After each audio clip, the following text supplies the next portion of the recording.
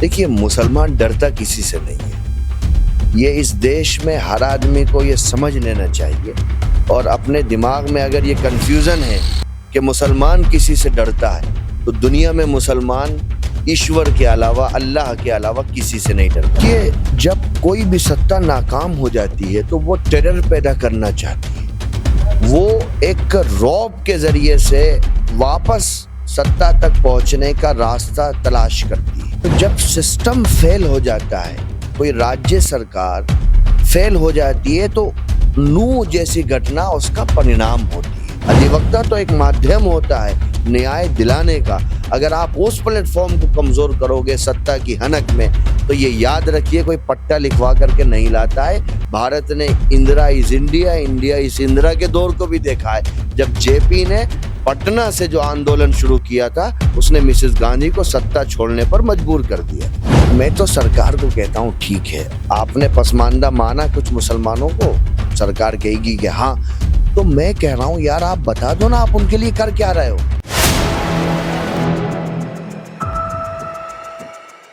Four PM news network में आप सभी का स्वागत है। मैं हूं क्षितिज कांत। आपको बता दूं, आज हमारे साथ एक खास मेहमान है, इस्लामिक स्कॉलर भी हैं और साथ साथ इनका नाम बता दूं तो सैयद काब रशीदी साहब बात करेंगे। सर, सबसे पहले आपका 4 PM न्यूज नेटवर्क को स्वागत। धन्यवाद। सर, बात करें, नूह में एक बड़ी घटना घटित हुई, उसको धार्मिक एंगल दिया गया। जो घटना घटित हुई उसको लेकर के क्या सोचते हैं? एक प्रशासन का फेलियर है, और जब सिस्टम फेल हो जाता है, कोई राज्य सरकार फेल हो जाती है, तो नूह जैसी घटना उसका परिणाम होती है कि जब आप लोगों को सुरक्षा नहीं प्रदान कर पाते हैं, आप उन अपराधियों को पकड़ नहीं पाते हैं जो सोशल मीडिया पर आकर के एक विशेष धर्म के खिलाफ वीडियोस बनाते हैं, उकसाते हैं, जब आप ये सब नहीं कर पाते हो, तो उसका नतीजा ये होता है कि जो नूह में हुआ है। तो ये एक सामूहिक फेलियर है एक राज्य सरकार का। इसके अलावा आप इसको कुछ भी नहीं कह सकते हैं। और चूंकि राजनीति करनी होती है, तो आप एक विशेष धर्म के 100 से जायद उनकी झुग्गी झोपड़ियों को गिरा दीजिए, बुलडोज कर दीजिए, होटल गिरा दीजिए। एक तरफा कार्रवाई करके आप ये संदेश दीजिए कि एक विशेष धर्म से संबंधित लोगों ने ही ये घटना को किया है। तो और फिर हरियाणा पंजाब हाई कोर्ट ने क्या किया, उस पर स्वतः संज्ञान ले लिया कि आप ये क्या कर रहे हो, तो आपने रात रात में उनका भी ट्रांसफर कर दिया। तो नूह घटना एक सरकार का फेलियर है, इसके अलावा इसे कुछ भी नहीं कहा जा सकता। एक बात और भी करें, लगातार जिस तरीके से घटनाएं लगातार होती जा रही है, एक पर्टिकुलर धर्म को लोग बोलते हैं कि टारगेट किया जा रहा है, तो इसको लेके क्या मानते हैं? वाकई में मुस्लिम धर्म को ही टारगेट किया जा रहा है, और क्या मुस्लिम धर्म इस बात से डरा भी हुआ है? देखिए, मुसलमान डरता किसी से नहीं है।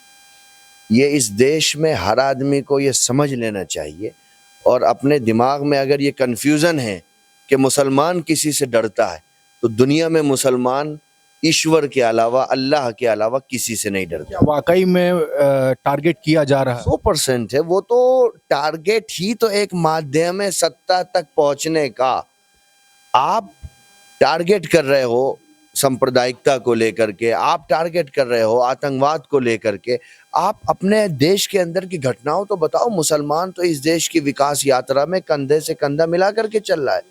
इस देश को IIT तो एक मुसलमान ने दी थी, यूनिवर्सिटी ऑफ ग्रांट कमीशन एक मुसलमान ने दिया था, राइट टू एजुकेशन का प्रपोजल एक मुसलमान ने दिया था, साइंस से जुड़े हुए इंस्टीट्यूट एक मुसलमान ने बनाए थे, और भारत को सुरक्षित किया था रक्षा के क्षेत्र में, तो वो भी एक मुसलमान ने किया था, जिसको लोग डॉक्टर APJ अब्दुल कलाम के नाम से जानते हैं। अब हमसे हमारी वफादारी का सबूत मांगते हो।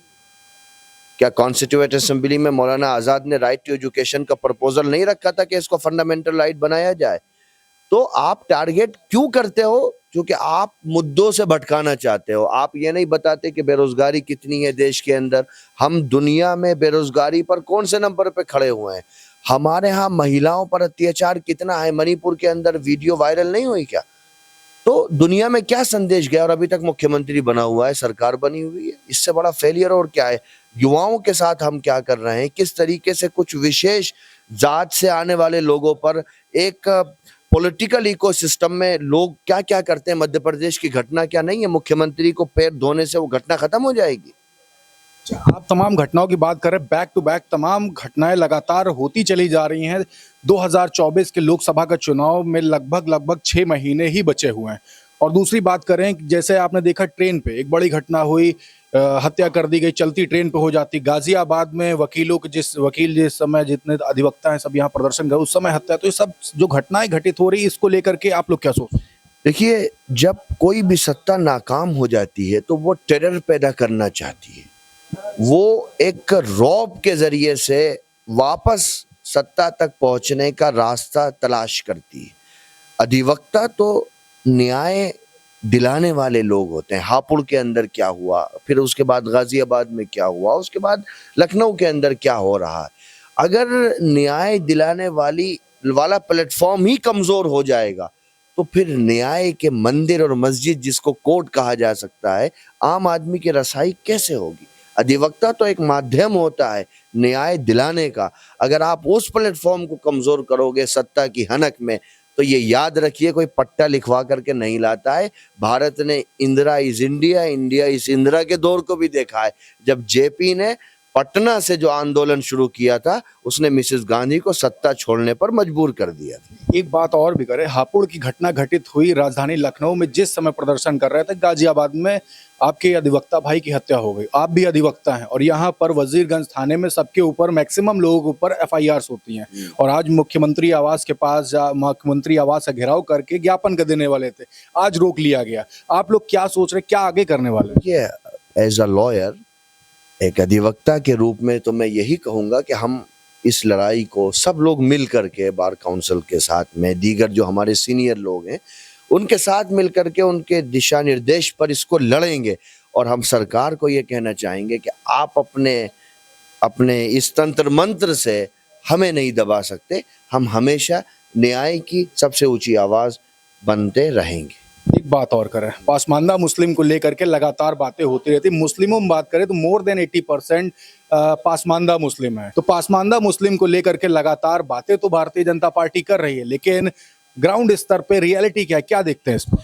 80% नहीं, भारत का टोटल मुसलमान पसमानदा है। सचर कमेटी की रिपोर्ट ये कहती है। मैं तो सरकार को कहता हूँ, ठीक है, आपने पसमानदा माना कुछ मुसलमानों को, सरकार कहेगी कि हाँ, तो मैं कह रहा हूँ यार, आप बता दो ना, आप उनके लिए कर क्या रहे हो।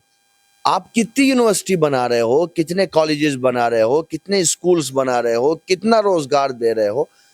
आप छोड़ दो, मैं उसमें नहीं, फिलॉसफी में जा रहा। हमारे रिलीजन में कोई अगड़ा पिछड़ा, ऊंचा नीचा कुछ नहीं है।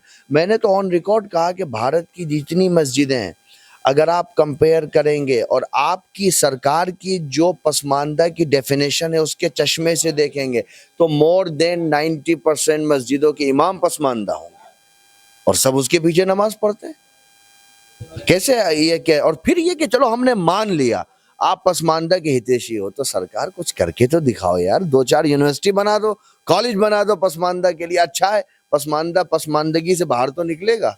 अच्छा सर, एक बात और करें, 24 का चुनाव है और जो 80-20 की जो बात अभी 22 में हुई थी, जो 20% मुस्लिम्स की जो बात होती है, वो 20% इस बार दो अलायंस है, इंडिया और एनडीए।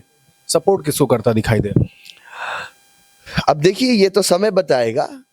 इंडिया के साथ में एक वैचारिक लगाव सबको होता है, भारत है, इसीलिए कहा जा रहा है कि भारत बोलिए, इंडिया मत बोलिए। लेकिन ठीक है, अभी इस पर देखेंगे। खासकर जो मुस्लिम ऑर्गेनाइजेशन है वो अभी साइलेंट है। फिर मुसलमान तो आइसोलेट कर दिया ना आपने, वो तो न 3 में है न 13 में है। आपने तो कह दिया कि हमको तुम्हारे वोट की नीड ही नहीं है। तो ठीक है, मुसलमान जब मुख्य धारा से दूर है तो फिर वो क्या राय रखे, उसका महत्व वो भारत की आज के लोकतांत्रिक व्यवस्था में जो लोकतंत्र का उत्सव है, उसमें तो मुसलमान का कोई स्थान नहीं है आपकी डेफिनेशन के मुताबिक। सर डायरेक्टली नहीं बोल रहे हैं। मेरा पहला प्रश्न था क्या मुस्लिम डरा हुआ, और आखिरी में पूछा किस अलायंस को सपोर्ट, तो आपने गोल गोल घुमा दिया। बता हुआ तो सवाल ही नहीं है, नथिंग। किसी अलायंस को सपोर्ट करने के बाद क्यों? ये मैं नहीं तय करूंगा किस अलायंस को सपोर्ट करेगा, ये मुस्लिम समाज अपने तौर पे तय करेगा। विचारधारा किससे मिलती हुई दिखाई दे रही है? ये है, देखिए, विचारधारा किसी पार्टी की नहीं होती। मुसलमान संविधान की विचारधारा के साथ में है कि जो भी प्लेटफॉर्म भारत की एकता, अखंडता और संप्रभुता के लिए कमिटमेंट करेगा, उसके साथ में मुसलमान है, वो इंडिया हो, एनडीए हो या कोई तीसरा नया स्वरूप। तो भी क्लियर नहीं। हाँ, देखते। तो हमारे साथ में भाई साहब थे, आपने तमाम बातें सुनी, कैसी लगी आपको कमेंट बॉक्स में लिखते रहें, और आपके भी अगर कोई प्रश्न है तो वो भी लिखें, अगली बार मैं आऊंगा पूछूंगा जरूर। मैं हूं क्षितिज कांत, कैमरा पर्सन शुभम के साथ 4 PM न्यूज नेटवर्क के लिए। धन्यवाद।